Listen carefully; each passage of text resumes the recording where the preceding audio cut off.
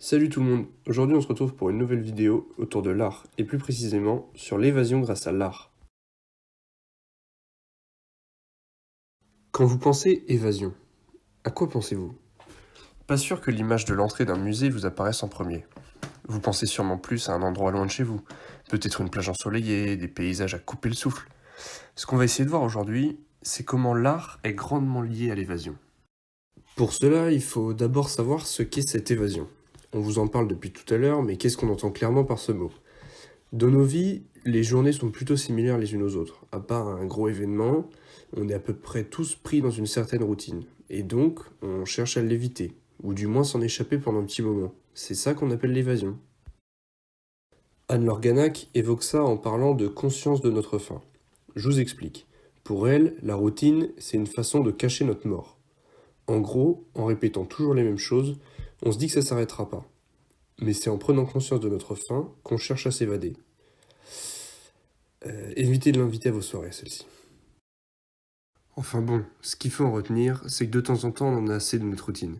Et même si on sait que la plupart du temps, c'est pour remplir des objectifs à long terme, on est obligé de penser à court terme. C'est pesant, donc on cherche à s'évader. Alors bon, on va pas se mentir, c'est pas en restant enfermé dans un appart en centre-ville qu'on va s'évader. On est des animaux, donc faut qu'on ressente un peu la nature. Donc pour faire ça depuis chez nous ou à courte distance, l'art est le seul moyen. Après, je vous parle d'art, mais je vous parle pas forcément de grands tableaux de Picasso, ou les sculptures de Rodin, ou Michel-Ange. Non, l'art, ça regroupe plein de trucs. Bien sûr, on pense à la peinture, le théâtre ou les différents arts classiques, mais il existe aussi la musique, les romans, le cinéma, la photo. Plein de choses faisant plus partie de notre génération sont de plus en plus inclus dans la grande famille de l'art. Après, c'est bien de connaître ces classiques. Si c'est la première fois que vous entendez parler de Picasso, faut sérieusement vous informer. Donc si on en revient à notre animatrice préférée Anne-Laure, elle a appelé ça les paradis artificiels. C'est-à-dire, en fait, c'est des endroits imaginaires qui correspondent à chacun, dans lesquels on s'évade au contact de l'art. Par exemple, quand tu lis ton livre, tu t'imagines dans l'univers de ton livre. Si t'es fan de Harry Potter, t'as forcément déjà imaginé recevoir ta lettre d'admission à Poudlard ou lancer un bon stupéfixe. Après, faut bien choisir son livre ou son film.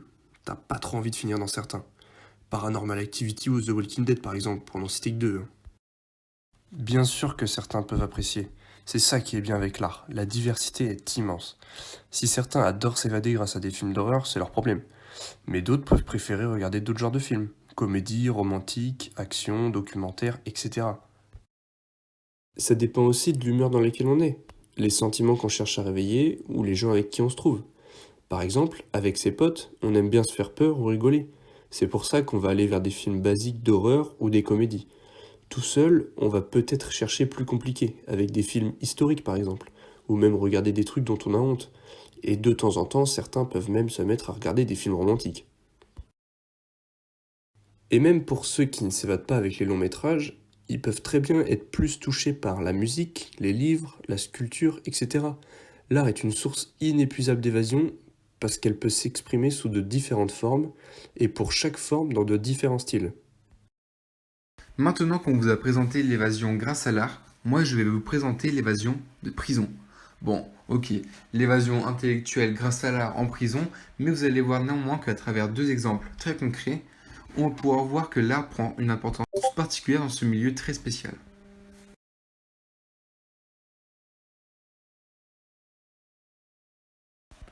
Et oui, on parle ici de prisonniers qui deviennent commissaires. Qui l'eût cru? Bon, ok, on parle de commissaires d'exposition, mais bon, c'est déjà une belle évolution. Plus sérieusement, nous parlons ici de prisonniers qui se sont vus offrir par leur centre pénitentiaire l'occasion de créer une exposition d'art à l'aide d'œuvres déjà existantes.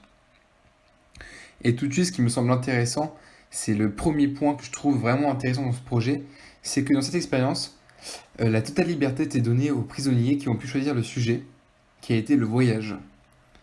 Et là, on peut déjà observer le premier effet qu'a l'art sur eux, c'est de les faire rêver, rêver de voyage dans ce cas précis. Et déjà que pour nous, hommes et femmes en liberté, le voyage est synonyme d'évasion, alors pour eux, imaginez juste la puissance et l'importance de ce mot.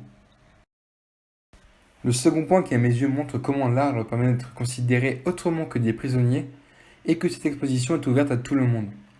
J'entends par là que bien entendu leurs co-détenus peuvent y assister, mais aussi leurs familles, des gens extérieurs à la prison, mais surtout le plus important, c'est que les gardes pénitentiaires peuvent y assister. On comprend donc que par là que les détenus, pendant le temps de cette exposition, pendant le temps où ils ouvrent leurs portes à ce public varié, sont considérés autrement que des hors-la-loi, que des gens enfermés, ce qui nous mène au troisième point. Ce troisième point, qui est le plus important pour moi, est que les prisonniers, pendant le temps de cette exposition, vont recevoir de la reconnaissance. En effet, dans la société, quand on pense aux gens emprisonnés, on a tendance à croire que ce sont des gens, tous des grands bandits, des membres de gangs, qui, même une fois punis en prison, continuent à être de méchantes personnes.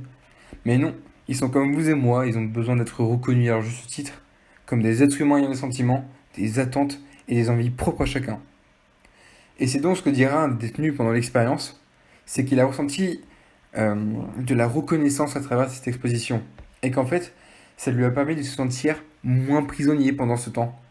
Et donc, on peut en conclure facilement que grâce à cette exposition, les prisonniers en tout cas qui vont participer ont pu s'évader. Et donc s'évader grâce à l'art, parce que cette exposition c'était une exposition de peinture, de photos. Et donc, grâce à l'art de cette exposition, ils se sont évadés en dehors de ces murs, en dehors de leur statut de prisonnier.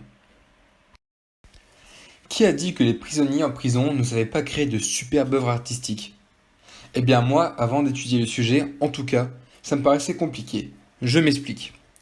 Je suis parti de l'idée qu'étant donné que ces personnes étaient enfermées dans un milieu stérile, avec une routine identique sur de longues périodes, leurs esprits n'en devenaient que moins imaginatifs.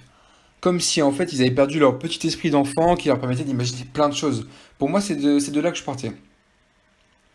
Et en fait, en étudiant plusieurs choses sur Internet, j'ai pu me rendre compte que c'était un avis un peu général et que de nombreuses études tendaient également vers cette conclusion. Mais ne vous en faites pas, à l'aide de la seconde expérience que je vais vous présenter maintenant, je vais venir à la rescousse de tout le monde. Cette expérience a réuni pas moins de 1000 candidats à travers des prisons de 40 pays différents. Ces candidats sont des hommes et des femmes de tout âge, ayant des peines plus ou moins longues et ayant été condamnés pour des motifs tous différents. Ce projet a eu pour but de réunir la création artistique, plus précisément des dessins, des photos ou des tableaux de ces détenus, et de garder les 150 meilleures œuvres afin d'en faire une exposition. Quel est le public visé par cette exposition?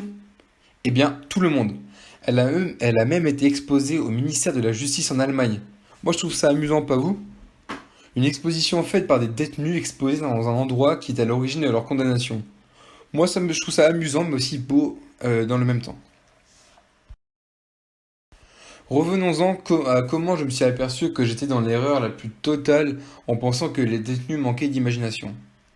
Déjà, en arrivant sur le site où j'ai pu étudier cette expérience, on a droit à deux magnifiques œuvres que je vous mets donc la première sur cette diapo et la seconde sur l'autre diapo qui suit. Je vous laisse les admirer, les contempler et un peu peut-être s'imaginer à la place du prisonnier, essayer de voir comment vous auriez pu imaginer ça et surtout de sentir l'énergie qui en ressort.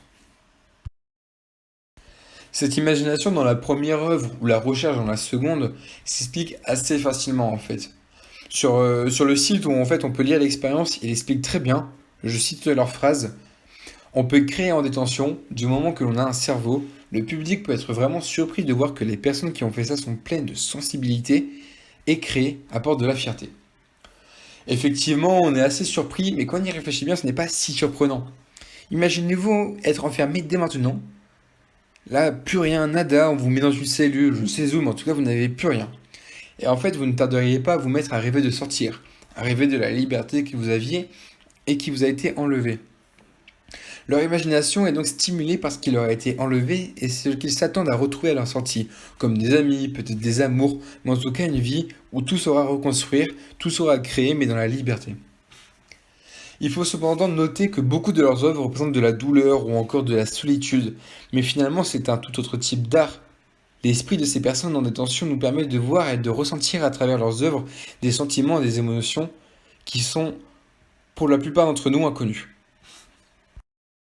Pour conclure sur cette expérience, on peut dire que le fait de les autoriser à composer des œuvres afin qu'elles soient exposées leur offre la possibilité de retranscrire leurs émotions, de les dévoiler et donc de les vivre ou de les imaginer.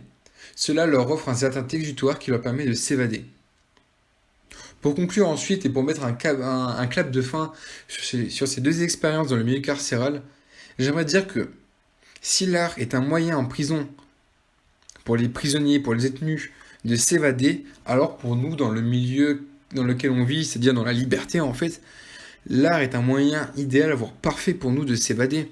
Surtout qu'on a en plus, par exemple, la musique ou encore l'art cinématographique. Donc on a plein de moyens de s'évader grâce à l'art. Et si dans le milieu carcéral ils peuvent le faire, alors nous, dans notre quotidien, on peut le faire aussi.